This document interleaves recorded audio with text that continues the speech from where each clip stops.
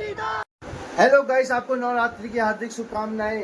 जिस देश में लड़कियों को नौ दुर्गों के रूप में पूजा जाता है, उसी देश में उत्तराखंड में एक कशिश नाम की लड़की जो पिथौरागढ़ से हल्द्वानी आई थी, उसके संग इतना घिनौना काम किया जो मैं आपको बता भी नहीं सकता। और उसको घिनौना काम करके उसको मार दिया। वो कशिश नाम की बच्ची 7 साल की थी जो आई थी पिथौरागढ़ से हल्द्वानी शादी समारोह में। तो गाइस, आज यहाँ उसी के लिए, उसी हत्यारों को फांसी दिलाने के लिए लोग इकट्ठा हुए हैं। मैं आपको दिखाता हूँ। गाइस, आपको ये स्क्रीन में दिख रही होगी हमारी बहन बेटी जिसके साथ इतना गंदा काम किया अख्तर अली नाम के व्यक्ति ने। ये पिथौरागढ़ से हल्द्वानी शादी समारोह में आई थी। उसके साथ इतना घिनौना काम करने के बाद मैं आपको बता भी नहीं सकता किस शब्द में बताऊं कि इतना घिनौना काम करने के बाद उसने उसका हाथ पैर तोड़ के उसको मार। कशिश के हत्यारों को इतनी गंदी सजा देनी चाहिए कि लोग जो इतना गंदा दुष्कर्म करते हैं वो सोचे तक ना। इतनी गंदी सजा देनी चाहिए। और वही नियमों के हिसाब से हमारे सरकार ने उसको रिहा कर दिया। देखिए कितनी गंदी बात है। हमें अपनी सरकार पे धिक्कार है। ये सोचने वाली बात है कि आपने एक रेपिस्ट को रिहा कर दिया है। तो गाइस, देखिए मम्मी खाना बना रही है। मम्मी, आप क्या कहना चाहोगे जो आपने कशिश का वो जो सुना, आपने न्यूज़ सुनी, क्या कहना चाहोगे उनके बारे में? अरे उन्हें तो कड़ी से कड़ी सजा और उनको सीधे फांसी। कल को दूसरी हमारी बहन बेटियों के साथ ऐसा काम ना हो। हेलो गाइस, मैं और मम्मी जा रहे हैं कशिश की रैली में उसको न्याय दिलाने। हम दोनों तैयार हो गए हैं, अभी आपको दिखाते हैं वहाँ। गाइस देखिए, सब इकट्ठे हो गए हैं न्याय के लिए और हम न्याय दिला के रहेंगे। फांसी दो सालों को, फांसी दो सालों को, फांसी दो सालों को। तेरे खातिर जिंदा है, तेरे खातिर जिंदा है, तेरे खातिर जिंदा है।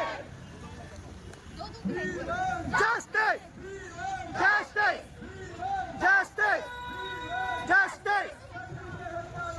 फांसी दो सालों को, फांसी दो सालों को, फांसी दो सालों को,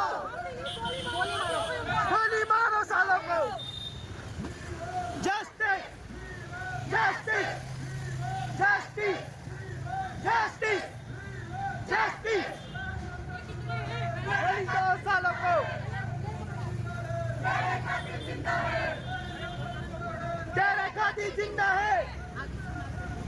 32 सालों को, 32 सालों को, गोली मारो सालों को।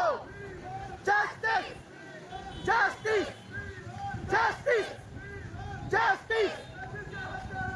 फांसी दो सालों को, फांसी दो सालों को, फांसी दो सालों को। तेरे खातिर जिंदा है, तेरे खातिर जिंदा है, तेरे खातिर जिंदा है।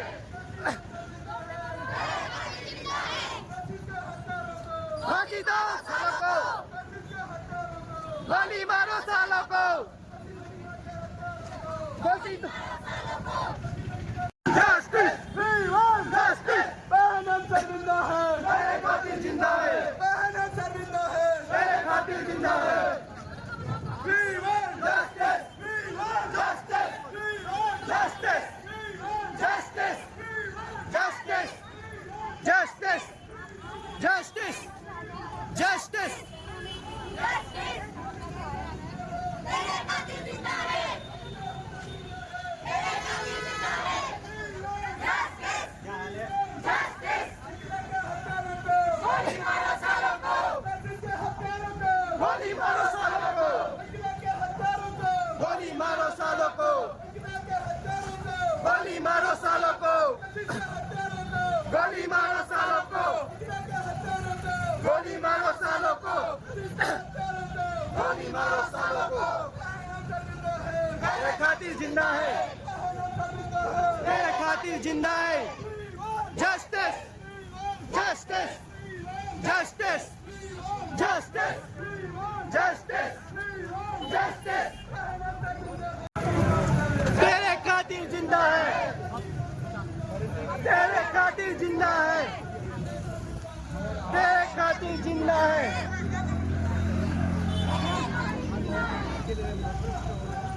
न्याय दो सालों को,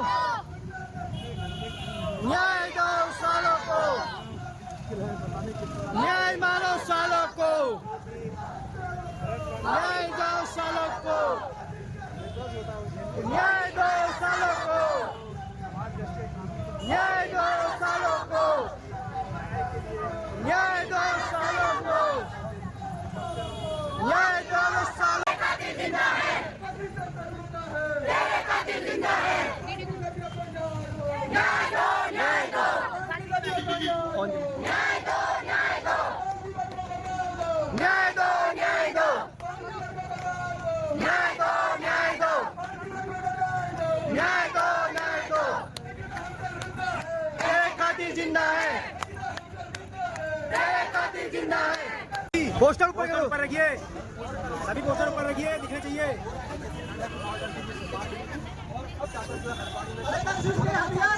गोली मारो सालों को, गोली मारो सालों को, मुर्दाबाद, मुर्दाबाद, मुर्दाबाद, मुर्दाबाद, मुर्दाबाद, गोली मारो सालों को। फांसी की सजा से सुप्रीम कोर्ट के द्वारा बरी कर दिया गया है, लेकिन जनता पर जो रोष उत्पन्न है, जनता का साफ साफ कहना है कि उसको सुप्रीम कोर्ट ने जो डिसीजन दिया है उनका साथ में यहाँ पर ये कहने कि उत्तराखंड सरकार को जो है यहाँ पर वो उससे यहाँ पर संतुष्ट नहीं है। जिस प्रकार से उनका ये कहना है कि अब उत्तराखंड सरकार क्या एक अच्छा वकील नहीं कर पाई, क्या वो यहाँ पर उत्तराखंड सरकार सुप्रीम कोर्ट में अपना अच्छा वकील नहीं कर पाई, जिस प्रकार से बाहर से वकीलों को करना पड़ा। तो ये जो है जनता की यहाँ पर डिमांड है। न्याय चाहिए।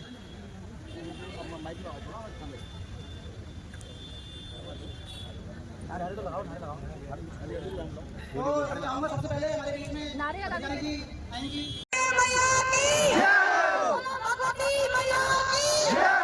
हर किसी का घर में नंदा बनता है।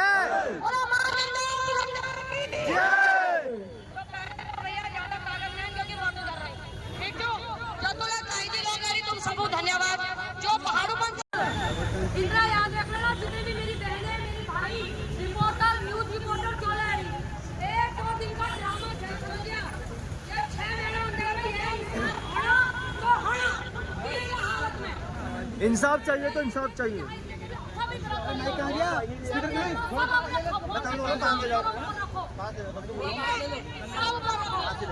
आएंगे धीरे धीरे करके, इसकी आवाज और तेज होती है।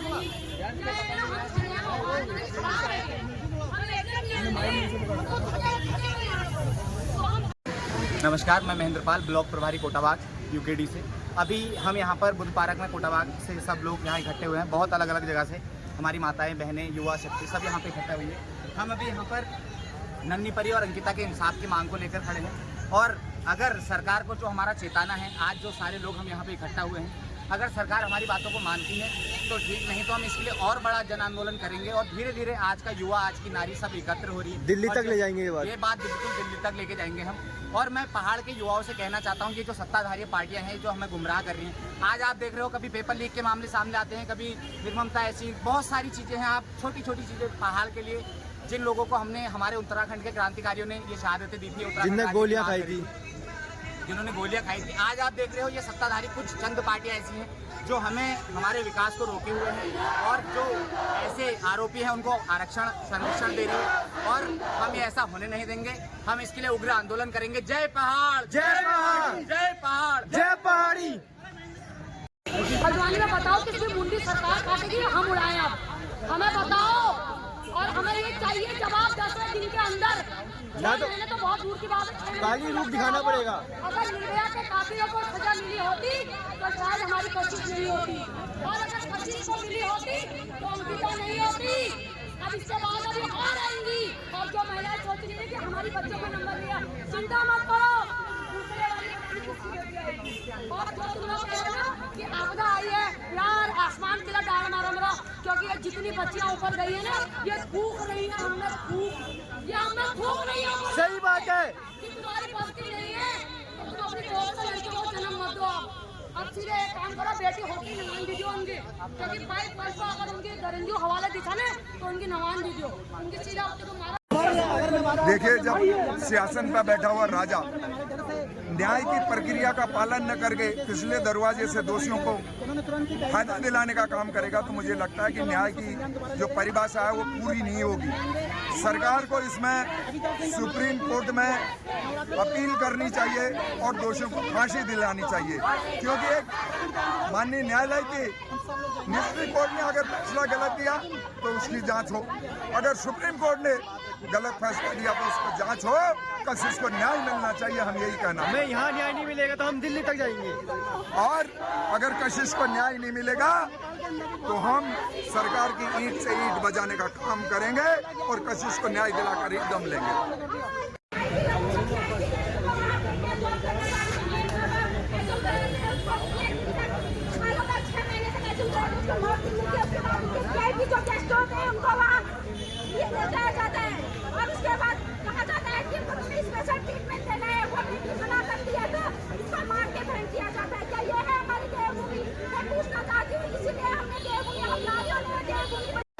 जो इस दुनिया में नहीं है कैसे। दूसरा अंकिता हत्याकांड, इन दोनों को कहीं ना कहीं सरकार जो है जबरन बचाने का प्रयास कर रही है। अगर आज वो बोलते हैं, सरकार बोली कि आज हम इसको मैं सुप्रीम कोर्ट में हम पुनर्याचिका लगाएंगे, तो आज तक इन्होंने याचिका क्यों नहीं लगाई? ढीली पैरवी करके अपराधियों को क्यों बचाया गया?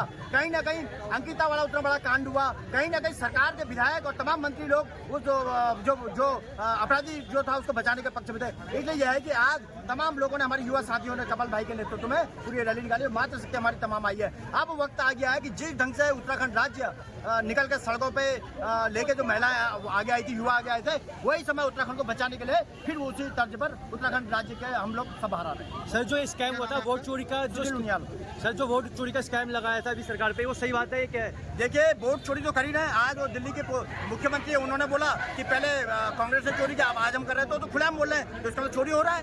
सही।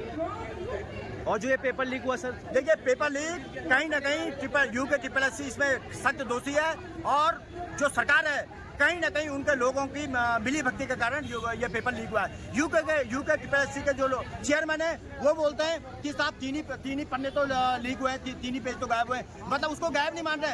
एक DIG रैंक के अधिकारी, एक IPS रैंक के अधिकारी अगर इस ढंग की भाषा बोलते हैं, वो यूके ट्रिपल SC के चेयरमैन बोलते हैं, तो कहीं ना कहीं उनको मुझे लगता है कि ऊपर से ऐसी तालीम मिली है कि जितनी बड़ी चाबी उतना ही चले खिलौना। उनको जो बोला जा रहा है उसी तर्ज में बोले जा रहे हैं। नहीं तो बताओ, एक शब्द अगर लीक हो जाता है तो वो पेपर लीक नहीं मानने में, एक क्वेश्चन अगर लीक होता है तो वो मानने को तैयार नहीं। 3 पन्ने लीक हुए उसके बावजूद भी मानने को तैयार नहीं है। कहीं ना कहीं सरकार इसमें पूर्ण रूप से दोषी है, और चाहती है सरकार कि ये अंधकार युवा जो है हमारे ऐसे भटकते रहे। आप देखिए, इतने सालों बाद तो पोस्ट आई, वो भी उन्होंने आने वाले टाइम में क्या युवाओं का इससे पहले पुलिस में हुआ था, जो पुलिस में हुआ था। युवाओं का भविष्य कुछ नहीं है, युवाओं को भविष्य खुद बनाना पड़ेगा। यहाँ के लोग जो एक दिल्ली से पार्टी चलती है और एक नागपुर से पार्टी चलती है, वो कोई भला करने वाले लोग नहीं।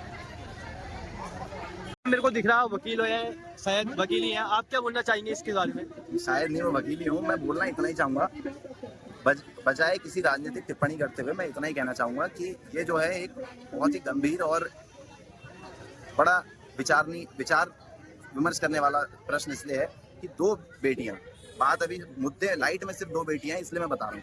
ये हर जगह की समस्या है, एक नहीं, ये तो उठ के आपके पास 2 आए हैं, ऐसे 2000 विषय होंगे, वो आते सिर्फ 2 हैं।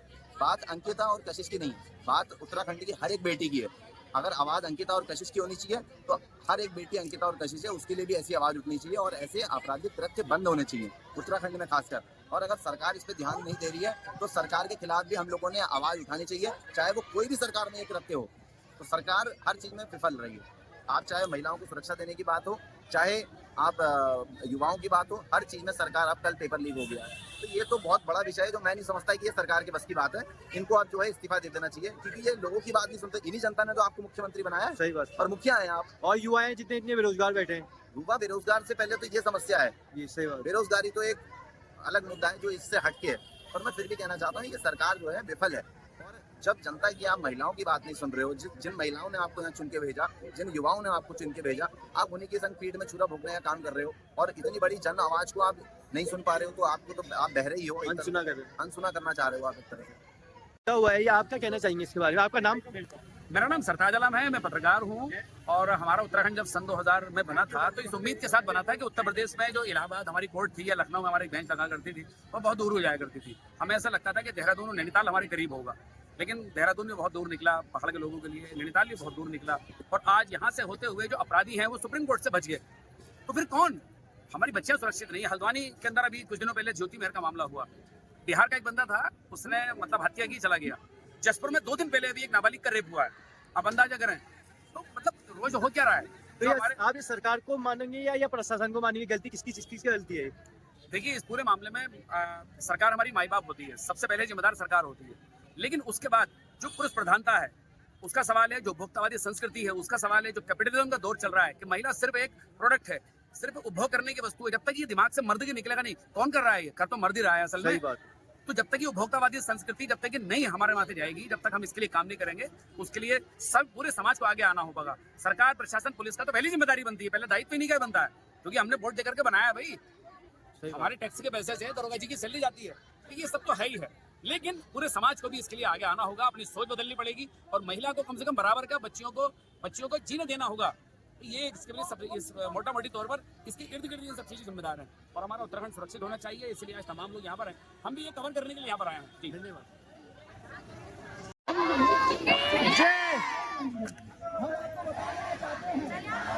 यहाँ पर आए हुए हैं, देखिए सीधे तस्वीर में आप देखिए यहाँ पर बड़े ब्लॉगर हैं। आप कुछ क्या बोलना चाहेंगे इस केस में? मैं बोलना चाहता हूँ कि न्याय व्यवस्था एकदम सही हो, हम लोगों को इतना मजबूर ना होना पड़े कि रोज रोज हम धरने पर आए, सोशल मीडिया से हम लोगों को जागरूक करें, दिखाएं। भाई सरकार को कहीं ना कहीं सोचना चाहिए। बिल्कुल जिस तरह से बीजेपी की सरकार है, धामी जी की सरकार है, तो उन्होंने कहीं ना कहीं देखना चाहिए यार, हम पहाड़ियों पे, पहाड़ी हो, देश कोई भी हो, जिसके खिलाफ अन्याय हो, कानून एकदम सख्त हो यार, ताकि पुलिस प्रशासन देखे उसको, किसी पे केस एकदम पकड़ा होना चाहिए, एफआईआर एकदम लिखी जानी चाहिए, अच्छे एविडेंस वहाँ पर होने चाहिए। बड़े सोशल मीडिया, आप इस बारे में क्या बोलना चाहोगे? बहुत गलत हुआ है जो भी हुआ है। हमने पहले भी आया था, अभी भी देख रहे हैं, अभी भी इस बार तो महिलाएं तब भी दिख रही है। इससे पिछली बार जब आए थे तब तो महिलाएं बिल्कुल गायब भी थी, बल्कि तो महिलाओं ने बिल्कुल आवाज़ उठानी चाहिए, क्योंकि महिला के साथ ही गलत हुआ था, छोटी बच्ची के साथ। और जब तक का उसको दोबारा से फांसी की सजा नहीं होती है, तब तक ऐसे चलते रहेंगे प्रोटेस्ट पूरे हल्द्वानी।